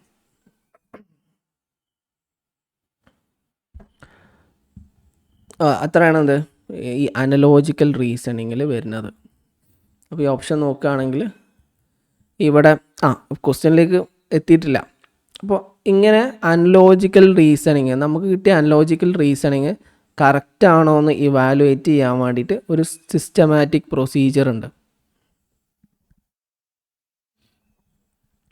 ഈ സീക്വൻസ് ഓഫ് പ്രോസസ്സിലൂടെയാണ് നമുക്ക് കിട്ടിയ നമ്മളുടെ അനലോജിക്കൽ റീസണിങ് ശരിയാണോ അല്ലേ എന്ന് പരിശോധിക്കുക. അത് താഴെ പറയുന്ന ഏത് ഓർഡറിലാണ് അത് വരിക എന്നാണ് ചോദ്യം. അത് സിമ്പിളാണ്, നമുക്ക് എന്ത് ചെയ്യാം, അത് നോക്കാം. അപ്പോൾ ഇവിടെ ശ്രദ്ധിക്കുകയാണെങ്കിൽ നമ്മൾ ഒരു അനലോജിക്കൽ റീസണിങ്, അതായത് ഒരു സോഴ്സ്, നമുക്കറിയുന്ന ഒരു കാര്യം വെച്ചിട്ട് നമുക്ക് അറിയാത്ത കാര്യം നമ്മൾ ഡിഫൈൻ ചെയ്യുകയാണല്ലോ. അപ്പോൾ അത് ശരിയാണോ എന്ന് ഉറപ്പ് വരുത്താൻ വേണ്ടിയിട്ട് ഒരു സ്റ്റെപ്പ് ബൈ സ്റ്റെപ്പ് പ്രൊസീജിയർ ഉണ്ടായിരിക്കും. അതിൽ ഒന്നാമത്തെ ഘട്ടമാണ് എന്ത്, identify the source and target domains. ഇവിടെ നമ്മൾ പറഞ്ഞ രണ്ട് കാര്യങ്ങളുണ്ടാവും, ഒന്ന് സോഴ്സും ഒന്ന് ടാർഗറ്റും അല്ലേ. ഇവിടെ നമ്മൾ നേരത്തെ പറഞ്ഞു അല്ലേ, സോഴ്സ് ടാർഗറ്റ്. ഇതിൽ സോഴ്സ് ആപ്പിളാണ്, എന്ത് സോഴ്സ്, സാംസങ് ടാർഗറ്റാണ്. ആപ്പിൾ നമ്മൾ കുറേ കാലം ഉപയോഗിച്ചതായതുകൊണ്ട് അതിനെക്കുറിച്ച് നമുക്ക് നല്ല പരിചയമുണ്ട്. അപ്പോൾ അത് സോഴ്സായിട്ട് കണക്കാക്കും. പുതിയതായിട്ട് നമ്മൾ വാങ്ങിയത് എന്താണ്, സാംസങ് ഫോണാണ്. അപ്പോൾ തന്നെ സാംസങ് ഫോണിന് ടാർഗറ്റ് എന്ന് പറയും. അപ്പോൾ നമുക്കൊരു ഇൻഫോർമേഷൻ കിട്ടിക്കഴിഞ്ഞാൽ അതിൽ ഏത് സോഴ്സ് ഏതാണ്, ടാർഗറ്റ് ഏതാണെന്ന് ഐഡൻറ്റിഫൈ ചെയ്യുക. അതാണ് ഫസ്റ്റ്. അതിൽ ഫസ്റ്റ് ഇ ആണ് കേട്ടോ, ഓപ്ഷൻ ഇ ആണ് ആദ്യം വരിക, ഓപ്ഷൻ ഇ. പിന്നെ രണ്ടാമത് ഡിറ്റക്റ്റ് കോമൺ ഫീച്ചർ. രണ്ടാമത്തത് ഡിറ്റക്റ്റ്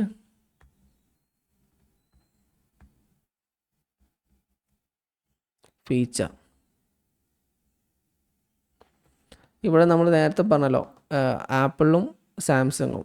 ആപ്പിൾ ഫോൺ ഞാൻ കുറേ കാലമായിട്ട് യൂസ് ചെയ്യുന്നുണ്ട്. സാംസങ് ഇപ്പോൾ പുതിയത് വാങ്ങിയിട്ടുള്ളൂ. ആപ്പിളും സാംസങ്ങും എന്താണ് സ്മാർട്ട് ഫോൺ തന്നെയാണ്. അപ്പോൾ ആപ്പിള് നമ്മൾ പറഞ്ഞ എന്താണ് സോഴ്സാണ്, സാംസങ് ടാർഗറ്റാണ് ഡിഫൈൻ ചെയ്തു. പിന്നെ രണ്ടാമത് ഡിറ്റക്റ്റ് കോമൺ ഫീച്ചർ. ഇവർക്ക് രണ്ടുള്ള കോമൺ ഫീച്ചർ എക്സ് ആണെന്ന് പറഞ്ഞു. ഇപ്പോൾ നേരത്തെ പറഞ്ഞ ചിഹ്നം സെറ്റിങ്സിലെ ചിഹ്നം ഒരു ഗിയർ ഷേപ്പ്ഡ് ചിഹ്നമാണ്. അത് രണ്ടിനും കോമൺ ആണെന്ന് നമ്മൾ എന്ത് ചെയ്യാം പറയാം.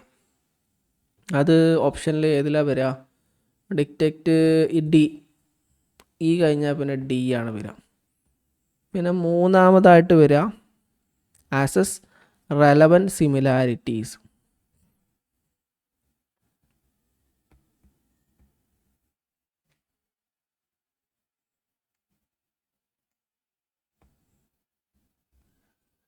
Relevance of similarities. നമ്മൾ എന്ത് ചെയ്യണം? ഇതിൻ്റെ സിമിലാരിറ്റീസിൻ്റെ റെലവൻസ് പരിശോധിക്കാം. നമ്മൾ എന്താണ് ആപ്പിളിൽ എക്സ് ഫീച്ചർ ഉണ്ട്, സാംസങ്ങിലും ഇന്ന എക്സ് ഫീച്ചർ ഉണ്ടായിരിക്കും. അതിൻ്റെ പ്രാധാന്യം എന്താണെന്ന് റെലവൻസ് എന്ത് ചെയ്യാണ് പരിശോധിക്കുകയാണ്. അത് ഓപ്ഷൻ എന്താണ് സി ആണ്. Assess the relevance of similarities. ഇവിടെ സി ആണ് വരിക. ഇനി നാലാമത്തെ ഡ്രോ കൺക്ലൂഷൻ.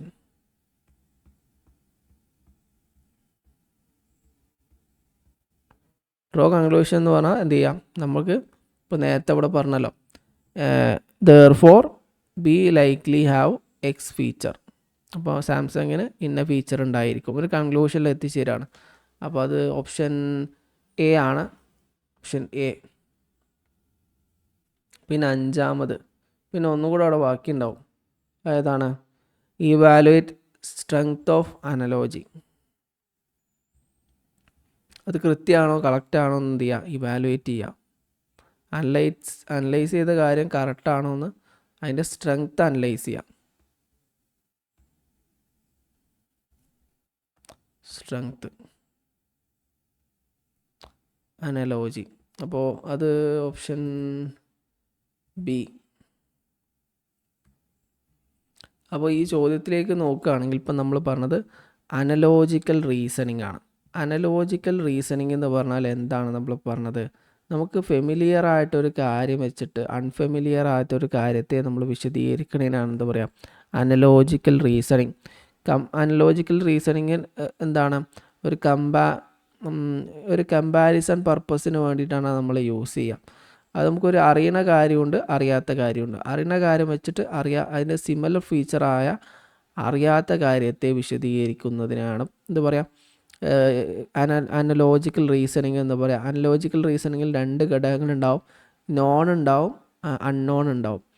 പുതിയതുണ്ടാവും, പഴയ ഇൻഫോർമേഷനും ഉണ്ടാവും, പുതിയ ഇൻഫോർമേഷനും ഉണ്ടാവും. പഴയ ഇൻഫോർമേഷനെ സോഴ്സ് എന്ന് പറയും. പുതിയ നമ്മൾ വിശദീകരിക്കാൻ ഉദ്ദേശിക്കുന്ന ഇൻഫോർമേഷന് ടാർഗറ്റ് എന്ന് പറയും. അപ്പോൾ അതിൽ എന്താണ് പറയുന്നത്? നമ്മൾ സോഴ്സ് ഉണ്ടാവും, ടാർഗറ്റ് ഉണ്ടായിരിക്കും.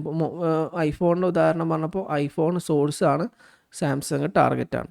അപ്പോൾ ഈ നമ്മളൊരു കൺക്ലൂഷനും പറഞ്ഞതിന് ശേഷം അത് ശരിയാണോ എന്ന് വിലയിരുത്താൻ വേണ്ടിയിട്ട് ഒരു സീക്വൻസ് ഓഫ് ഇവാലുവേറ്റീവ് പ്രൊസീജിയർ ഉണ്ടായിരിക്കും. ഈ പ്രൊസീജിയറിലൂടെ കടന്നു പോയാൽ മാത്രമേ നമ്മൾ പറഞ്ഞ കാര്യം ശരിയാണോ അല്ലേ എന്ന് കൃത്യമായിട്ട് പറയാൻ പറ്റുള്ളൂ. അപ്പോൾ അതിന് വേണ്ടിയിട്ട് ഫസ്റ്റ് നമ്മൾ ചെയ്യുക എന്തായിരിക്കും? Identify the source and target domain. സോഴ്സും ടാർഗറ്റും മനസ്സിലാക്കുക. രണ്ടാമത്തെ ഡിറ്റക്റ്റ് കോമൺ ഫീച്ചർ നമ്മൾ ഡിറ്റക്റ്റ് ചെയ്യുക. Assess relevance of similarities, relevance എന്ത് ചെയ്യുക? അസസ് ചെയ്യുക. ഡ്രോ കൺക്ലൂഷനിലേക്ക് എത്തിച്ചേരുക. ഇവാലുവേറ്റ് സ്ട്രെങ്ത് ഓഫ് അനലോജി, ഇതിൻ്റെ സ്ട്രെങ്ത് എന്ത് ചെയ്യുക? ഇവാലുവേറ്റ് ചെയ്യുക. ഇതാണ് ഇതിൽ വരുന്നത്. ഇനി നമുക്ക് അടുത്ത ക്വസ്റ്റ്യനിലേക്ക് പോവാം.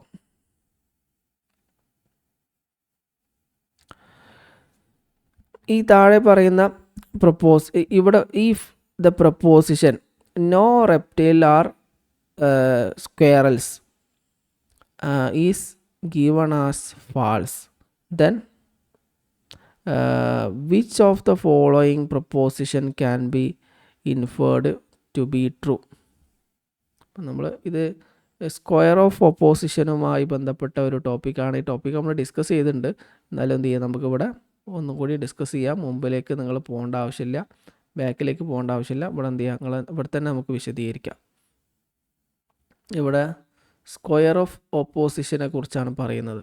സ്ക്വയർ ഓഫ് ഓപ്പോസിഷൻ ഇത് ലോജിക്കൽ റീസണിങ്ങിൽ വരണതാണ് അതൊക്കെ.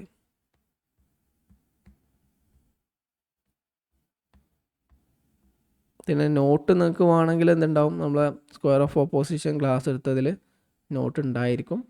അതിൻ്റെ ആവശ്യമൊന്നുമില്ല. അപ്പോൾ ഇതിൽ തന്നെ എന്തുണ്ട്, നമ്മൾ എല്ലാം വിശദീകരിക്കുന്നുണ്ട്. നമ്മളിതിനെ നോട്ട് തരാതിരിക്കാൻ കാരണം ഓൾറെഡി പറഞ്ഞ നോട്ടുകളാണ്. എല്ലാത്തിനെയും നോട്ട് ഓൾറെഡി നമ്മൾ പറഞ്ഞിട്ടുണ്ട്. അപ്പോൾ ആ ടോപ്പിക്ക് എടുത്ത് പരിശോധിച്ച് കഴിഞ്ഞാൽ അതിൻ്റെ നോട്ട് കൃത്യമായിട്ട് കിട്ടും. പിന്നെ ജനറലായിട്ട് കുറേ കാര്യങ്ങൾ വരുന്നുണ്ടാവും. അതിൻ്റെ നോട്ടൊക്കെ എന്ത് ചെയ്യാം, ഈ ഇപ്പോൾ നമ്മൾ ഡിസ്കസ് ചെയ്യുന്ന മൊത്തം ക്വസ്റ്റ്യൻ പേപ്പറിൻ്റെ ആൻസർ കീയും ഒന്നിച്ച് ഞാൻ എന്ത് ചെയ്യുന്നുണ്ട്, തരുന്നുണ്ട്. അപ്പോൾ ഇവിടെ എന്താണ് ശ്രദ്ധിക്കേണ്ടത്, ക്ലാസിക്കൽ സ്ക്വയർ ഓഫ് ഓപ്പോസിഷൻ. ഇവിടെ എന്തുണ്ട്, ഈ ക്ലാസിക്കൽ സ്ക്വയർ ഓഫ് ഓപ്പോസിഷനിൽ 4 തരത്തിലുള്ള കാറ്റഗോറിക്കൽ പ്രപ്പോസിഷൻ ഉണ്ട് എന്ന് നമ്മൾ പറഞ്ഞിരുന്നു അല്ലേ. 4 ടൈപ്പ് ഓഫ് കാറ്റഗോറിക്കൽ പ്രപ്പോസിഷൻ.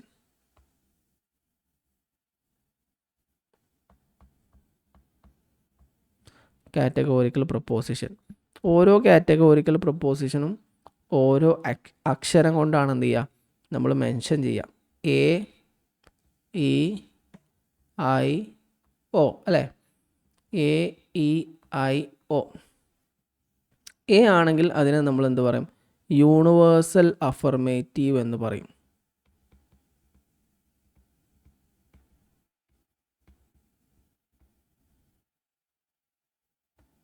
ഇതിങ്ങനെ തന്നെ കാണാതെ പഠിച്ചു വെക്കണം കേട്ടോ. ഇതെങ്ങനെ വന്നു എന്ന് ഇപ്പോൾ പറയാൻ പറ്റില്ല.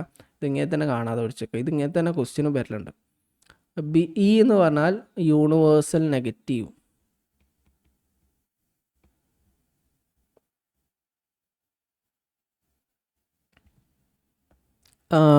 ഐ എന്ന് പറഞ്ഞാൽ ഇ ആണ് കേട്ടോ. എ എന്ന് പറഞ്ഞാൽ എ ഇ ഐ ഒ യുവിൻ്റെ A E I O U ഇല്ല. ഐ എന്ന് പറഞ്ഞാൽ പർട്ടിക്കുലർ അഫർമേറ്റീവ്.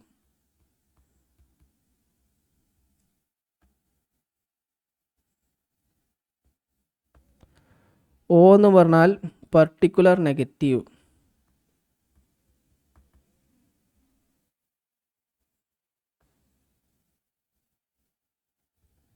ഇവിടെ യൂണിവേഴ്സൽ അഫർമേറ്റീവ് എന്നതുകൊണ്ട് ഉദ്ദേശിക്കുന്നത് ആൾ, ഒരു ഉദാഹരണം പറയുകയാണെങ്കിൽ ഇത് വിശദീകരിക്കുന്ന, ആൾ വെച്ചിട്ട് എന്ത് ക്വസ്റ്റ്യൻ വന്നാലും യൂണിവേഴ്സലാണ് വരിക, ആൾ.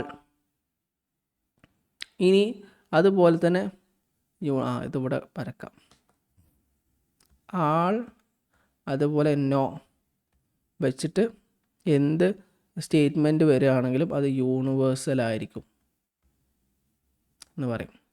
ഇനി സം എന്ന് വെച്ചിട്ട്, അല്ലെങ്കിൽ സം എന്ന് വെച്ചിട്ട് എന്തെങ്കിലും വരികയാണെങ്കിൽ പെർട്ടിക്കുലർ ആയിരിക്കും. ഇനി എന്താണ്,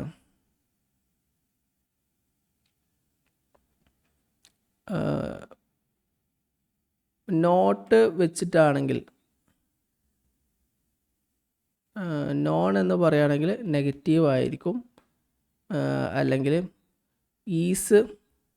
ഈസ് നോട്ട് എന്ന് പറഞ്ഞാണ്ട് വരികയാണെങ്കിൽ, ഈസ് നോട്ട് എന്ന് പറഞ്ഞാൽ നെഗറ്റീവ് ആയിരിക്കും. ഈസ് എന്ന് പറഞ്ഞാൽ പോസിറ്റീവ് ആയിരിക്കും. അതാദ്യം മനസ്സിലാക്കി വെക്കാം. ഇപ്പോൾ പറയാണ്, all S is P. All S, എല്ലാ യെസ്സുകളും പി ആണ്. P, all S is P എന്ന് പറഞ്ഞാൽ അതെന്താണ്, യൂണിവേഴ്സൽ അഫർമേറ്റീവ് ആണ്. കാരണം എന്താണ്, ആൾ എന്ന് പറഞ്ഞത് എന്താണ്, യൂണിവേഴ്സലാണ് വരുന്നത്. ഇവിടെ സം ആണെന്ന് വന്നാൽ എന്ത് ചെയ്യും, പർട്ടിക്കുലർ ആവും, യൂണിവേഴ്സൽ. ഓക്കെ, ഇനി ഈസ് ആണ് ഇവിടെ വന്നത്, അതുകൊണ്ട് എന്താണ് അഫർമേറ്റീവ് ആയി. സോറി, ഇവിടെ പോസിറ്റീവ് എന്നല്ല പറഞ്ഞത്, പോസിറ്റീവ് അല്ല, അഫർമേറ്റീവ് ആണ്, അഫർമേറ്റീവ്. ഇവിടെ എന്താണ്, ഈസ് എന്ന് പറഞ്ഞത് എന്താണ്, അഫർമേറ്റീവ് ആണ്. ഈസ് എവിടെ കണ്ടാലും അഫർമേറ്റീവ് ആണ്. ആൾ എവിടെ കണ്ടാലും എന്താണ് യൂണിവേഴ്സൽ ആയിരിക്കും. ഇതിങ്ങനെ ഒരു ഓർഡറിൽ പറഞ്ഞു പോകാമെന്നേ ഉള്ളൂ. ഇതിലേക്ക് ഇത് എത്ര പറയേണ്ട ആവശ്യമൊന്നുമില്ല. പക്ഷേ ജസ്റ്റ് ഒന്ന് ഇതുകൂടെ പറഞ്ഞിട്ട് പറയാമെന്ന് കരുതിയതാണ്. ഇതിൻ്റെ നോട്ടൊക്കെ നമുക്ക് ഓൾറെഡി എന്തുണ്ട് ഗ്രൂപ്പിലുണ്ട്, വേണമെങ്കിൽ ചെക്ക് ചെയ്യുകയും ചെയ്യാം. ഈ യൂണിവേഴ്സൽ നെഗറ്റീവിനൊരു ഉദാഹരണം പറയുകയാണെങ്കിൽ നോ, യെസ്, ഈസ്, പി, അല്ലെങ്കിൽ ഇവിടെ എന്താണ് നോ എന്ന് പറഞ്ഞാൽ എന്താണ് യൂണിവേഴ്സൽ. നോ എന്ന് പറഞ്ഞാൽ എന്താണ് യൂണിവേഴ്സലാണ്. Okay, no S is P. അപ്പോൾ അങ്ങനെ വരുമ്പോൾ എന്ത് ചെയ്യും, നോ എസ് ഈസ് പി ആയി. ഓക്കെ, ഇനി ഇവിടെ പർട്ടിക്കുലർ വരുമ്പോൾ സം വെച്ചിട്ടാണ് പറയാം. സം എസ് ഈസ് പി എന്ന് പറഞ്ഞാൽ അതെന്താണ് പെർട്ടിക്കുലർ അഫർമേറ്റീവ് ആണ്. അതിന് നമ്മൾ ഐ എന്ന അക്ഷരം കൊണ്ടാണ് സൂചിപ്പിക്കുക. ഇനി മറ്റൊന്നാണ് some S is not P. ഈ ടോപ്പിക്ക് നിങ്ങൾ എന്ത് ചെയ്യണമെന്ന് അറിയോ? നിങ്ങൾ ഏതായാലും ആ നോട്ടൊന്ന് വായിച്ച് നോക്കണം കേട്ടോ. അത് നമ്മളെ ലോജിക്കൽ റീസണിങ് എന്ന് പറഞ്ഞ ഒരു ക്ലാസ് പേപ്പർ 1 എടുത്തിട്ടുണ്ടായിരുന്നു. അതിനെ നോട്ട് ഞാൻ കൊടുത്തിട്ടുണ്ട്. ഇത് വിശദമായിട്ട് എന്ത് ചെയ്യുന്നുണ്ട്, ഈ നോട്ട് അതിൽ പറയുന്നുണ്ട്. അപ്പോൾ യൂണിവേഴ്സൽ അഫർമേറ്റീവ് പല ആൾക്കാരുടെ ക്ലാസ്സിൽ ഇരുന്നാണ്. ഇല്ലാത്ത ആൾക്കാർ എന്ത് ചെയ്യുക, നോട്ട് ജസ്റ്റ് ഒന്ന് വായിച്ച് നോക്കുക. ഇത് സ്ഥിരമായിട്ട് ചോദിക്കുന്നതാണ്. എല്ലാ പ്രാവശ്യവും എന്തെങ്കിലും ഒരു ലോജിക്കൽ റീസണിങ്ങുമായി ബന്ധപ്പെട്ട ക്വസ്റ്റ്യൻസ് സ്ഥിരമായിട്ട് ചോദിക്കുന്നതാണ്. ഇങ്ങനത്തെ ചോദ്യങ്ങൾ UGCക്ക് വലിയ ഇഷ്ടമുള്ള ചോദ്യമാണ്, ഇടയ്ക്ക് ചോദിക്കാറുണ്ട്. അപ്പോൾ ഇവിടെ എ എന്ന് പറഞ്ഞാൽ സൂചിപ്പിക്കുന്നത് ആൾ എസ് ഈസ് പി. ഇപ്പോൾ നമ്മൾ ക്വസ്റ്റ്യൻ നോക്കുകയാണെങ്കിൽ സ്കോറൽസ്, നോ റെപ്റ്റൈൽ ഈസ് സ്കോറൽ, ഇത് ഫാൾസ് ആണ്. അപ്പോൾ ഏതായിരിക്കും ട്രൂ എന്നാണ് താഴെ പറയുന്ന ക്വസ്റ്റ്യനിൽ വരുന്ന 4 ഓപ്ഷൻ കൊടുത്തിട്ടുണ്ട്. അതിൽ ഏതെങ്കിലും ട്രൂ എന്ന് പറയും. ഇവിടെ നമ്മൾ മനസ്സിലാക്കാൻ ആവശ്യമുള്ള കാര്യം മാത്രമേ ഇവിടെ ഞാൻ പറയുന്നുള്ളൂ കേട്ടോ. ഇത് ശരിക്ക് 1 മണിക്കൂറോളം വിശദീകരിക്കേണ്ട ഒരു ടോപ്പിക്കാണ്. അത് ഓൾറെഡി നമ്മൾ വിശദീകരിച്ചിട്ടുമുണ്ട്. ഇവിടെ നമുക്ക് എന്താ മനസ്സിലാക്കണം നോക്കാം. ഇവിടെ എ എന്ന് പറഞ്ഞാൽ യൂണിവേഴ്സൽ അഫർമേറ്റീവിനെ നമ്മൾ എ എന്നുകൊണ്ട് സൂചിപ്പിക്കും. യൂണിവേഴ്സൽ നെഗറ്റീവിനെ നമ്മൾ ഇ കൊണ്ട് സൂചിപ്പിക്കും. പെർട്ടിക്കുലർ അഫർമേറ്റീവിനെ എന്തുകൊണ്ട് ഐ കൊണ്ട് സൂചിപ്പിക്കും. പെർട്ടിക്കുലർ നെഗറ്റീവിനെ ഒ എന്നതുകൊണ്ടും സൂചിപ്പിക്കും. എപ്പോഴും എന്തായിരിക്കും, ഇയും ഐയും ഓപ്പോസിറ്റ് ആയിരിക്കും ഉണ്ടാവുക. ഇതിൽ കുറേ പ്രത്യേകതകളുണ്ട്. ഒന്നെങ്കിൽ ഇ സംഭവിച്ചാൽ ഐ സംഭവിക്കില്ല, ഐ സംഭവിച്ചാൽ ഇ സംഭവിക്കില്ല. ഇതിനെന്ത് പറയും, റൂൾ ഓഫ് കോൺട്രാഡിക്ടറീസ് എന്നാണ് പറയാം. Rule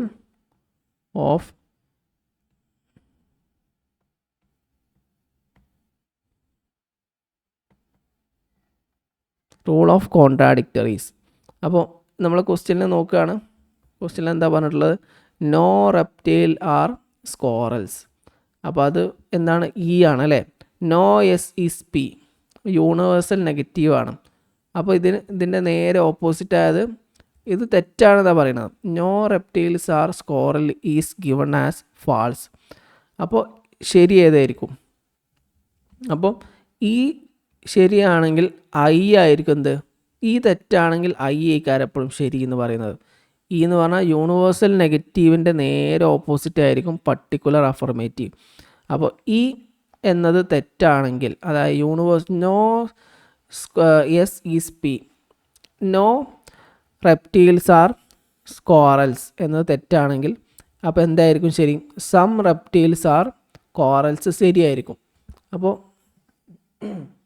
some reptiles are corals. അപ്പോൾ എ ആൻസർ കറക്റ്റാണ്. Some reptiles are corals. അപ്പോൾ എ വരുന്ന ഓപ്ഷൻസ് നോക്കുക, 1, 2. അപ്പോൾ ഇതിലേതെങ്കിലും ഒന്നായിരിക്കും ഉണ്ടാവുക. രണ്ടാമത്തെ നോക്കാം. ഇനി നമുക്ക് അടുത്ത ആൾ റെപ്റ്റൈൽസ് ആർ കോറൽസ്. അപ്പോൾ ഓൾറെഡി എന്ത് പറഞ്ഞിട്ടുണ്ട്, നോ റെപ്റ്റൈൽസ് ആർ കോറൽസ് എന്ന് പറയുമ്പോൾ പിന്നെ ആൾ റെപ്റ്റൈൽസ് ആർ കോറൽസ് പറയില്ലല്ലോ. അപ്പോൾ ഇത് രണ്ടും ശരിയാവില്ല. അപ്പോൾ ഇത് തെറ്റാണ്. ഓക്കെ,